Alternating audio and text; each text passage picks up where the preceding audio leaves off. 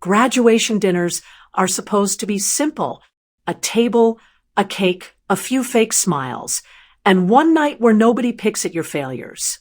That was the lie I told myself walking into the restaurant.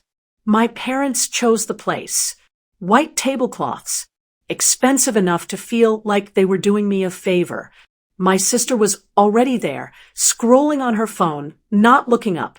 My dad nodded once, like I was a waiter who'd arrived late. My mom smiled too hard. We sat. The waiter asked what we were celebrating. Her graduation. My mom said, waving a hand in my direction. Finally, the word landed wrong. Conversation limped along. My sister talked about her promotion. My dad talked about his friend's son, who really made something of himself. Every sentence felt like it was designed to slide past me and hit the wall behind. I kept quiet. I'd learned that silence was safer. Hey, if you enjoy my content, please subscribe and hit the bell. Your support means everything and helps me keep creating. Thank you so much. Then the toast came. My dad stood, glass raised. Well, he said, scanning the table, I suppose we should say something. Not every child turns out the way you expect. My sister smirked. My mom laughed softly and added, some kids are blessings. Others are lessons. I felt my chest tighten. Then she looked straight at me and said it. We honestly wish you were never born. Life would have been easier for everyone. No shouting. No anger. Just a statement. Clean. Final. The table went quiet. Even the waiter froze halfway through pouring water. I waited for the sting. The familiar collapse. The shame. It didn't come. Instead, something settled. Calm. Heavy. Certain. I stood up. They all assumed I was about to cry. Apologize. Leave. I reached into my bag and placed a folder on the table. Thick. Neat. Labeled. I came tonight because I thought maybe this would be the one day you could pretend I mattered. I said, my voice didn't shake. Turns out this is perfect timing instead. My mom frowned.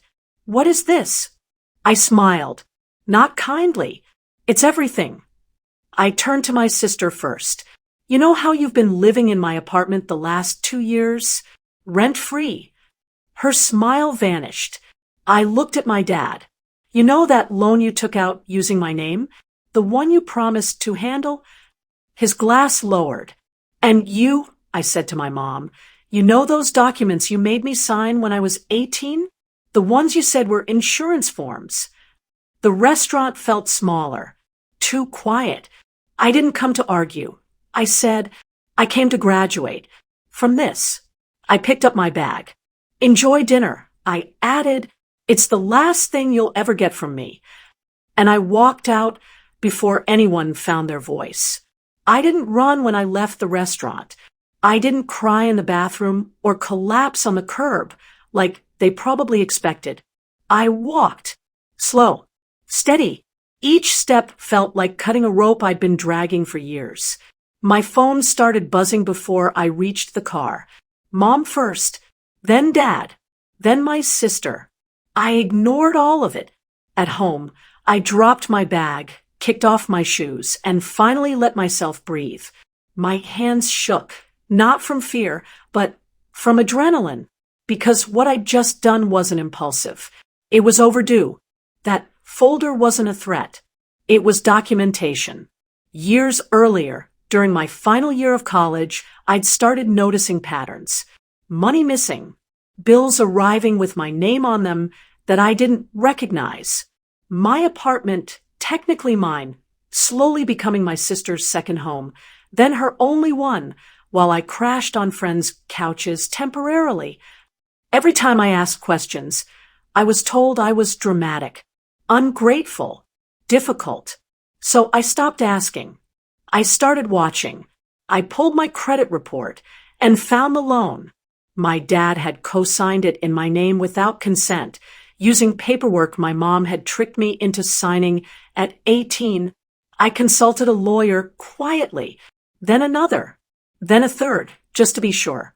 What they'd done wasn't just cruel, it was illegal. The apartment, still in my name. I'd never transferred ownership. I'd just let my sister stay because family helps family. Right? Wrong. The next morning, I woke up to 12 missed calls and a voicemail from my dad that finally dropped the mask. "You think you're clever?" he snapped. "You embarrassed us. You come back right now and fix this. Fix this." I deleted the message. By noon, my lawyer had sent the first notices. One to the bank, disputing the loan and flagging fraud. One to my sister, giving her 30 days to vacate the apartment. One to my parents, revoking any authorization they'd ever claimed over my finances. The responses were immediate. My sister showed up at my door that evening, mascara streaked, voice raised. "You can't do this to me.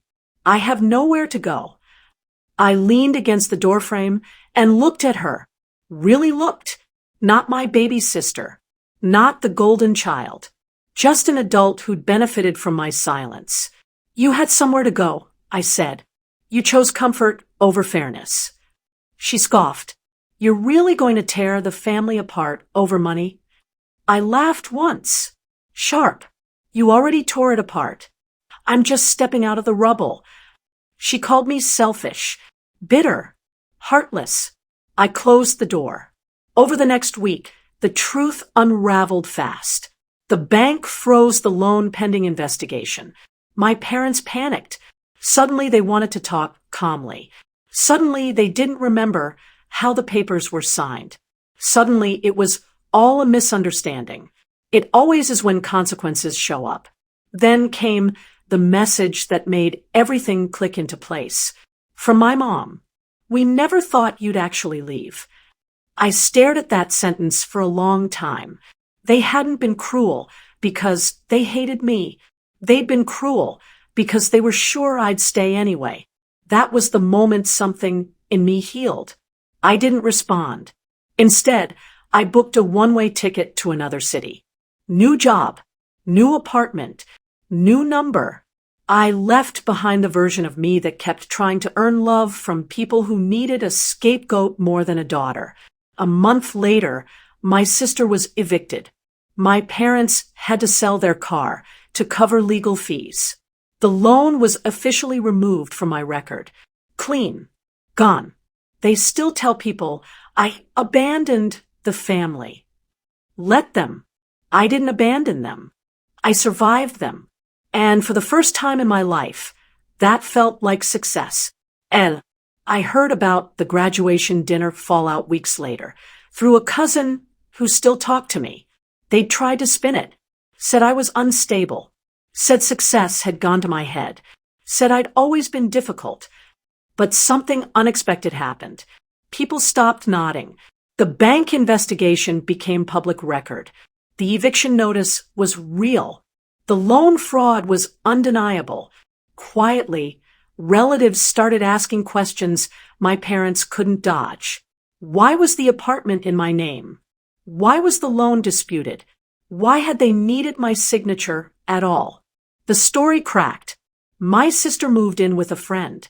Then another. Then another. Turns out entitlement doesn't travel well. My parents sent one final message months later. Short. Careful. We hope someday you'll understand we did our best. I read it once and archived it because I finally understood everything. They didn't lose me because I was ungrateful. They lost me because I stopped being useful. On my birthday, I didn't go to a restaurant. I didn't wait for a call. I sat on the floor of my new apartment, surrounded by boxes, eating takeout straight from the container. No speeches, no judgment, no comparisons, just peace. Some families break you loudly. Mine did it quietly over years with smiles and expectations. Walking away didn't make me cruel. It made me free. And freedom